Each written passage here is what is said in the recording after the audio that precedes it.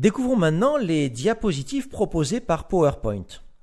Lorsque je suis sur cette diapositive, qui est d'ailleurs en surbrillance, je vois l'encadré bordeaux ou rouge, je peux travailler à l'aide de cet espace sur cette diapositive. Tout ce que je vais faire ici, par exemple, si je marque le mot formation, se fera sur cette diapositive. Bien sûr, je peux en créer autant que je le souhaite en cliquant sur Nouvelle diapositive. Lorsque vous cliquez sur Nouvelle diapositive, vous avez le choix de plusieurs types de diapositives. Vous voyez que par exemple celle-ci est vide. Je vois qu'effectivement elle est vide. Je peux en mettre une autre comme celle-ci, où j'ai deux contenus. On me propose d'ajouter un titre. Ici, on me propose d'ajouter du texte. On me propose d'insérer différents objets en passant directement par là, sans aller par insertion, avec une autre zone également la même à droite.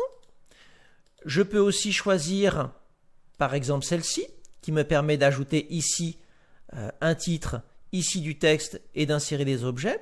Bref, on va toujours me proposer différents types de diapositives. Alors, j'ai toujours la possibilité, bien évidemment, de prendre vide si je veux concevoir entièrement ma diapositive.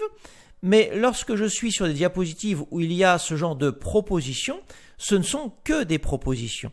Je peux très bien les supprimer, les effacer ou les redimensionner à ma guise. Tenez, si par exemple je ne veux pas de zone de titre, je vais me mettre dessus, je vais supprimer cette zone.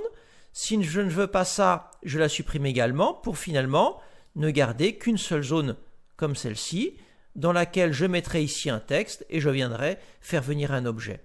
Donc nous comprenons que tout ce qu'on nous propose ici ne sont que des propositions pour faciliter notre travail. Si effectivement je veux mettre un titre avec deux images l'une à côté de l'autre, celle-ci semble assez logique. Si je veux juste mettre un titre avec une image, celle-ci semble plus adaptée. Je fais absolument ce que je veux. Et si vous prenez vide, ça sera à vous de la concevoir intégralement. Donc les nouvelles diapositives sont insérées à partir d'ici et vous pourrez choisir la disposition, puisqu'on appelle ça des dispositions que vous souhaitez, en sachant que si vous avez choisi une disposition, par exemple, vous voyez ici, j'ai celle-ci, je peux très bien en changer avec disposition ici. C'est pour changer de disposition sur ma diapositive. Je choisis par exemple qu'il y ait deux contenus avec un titre.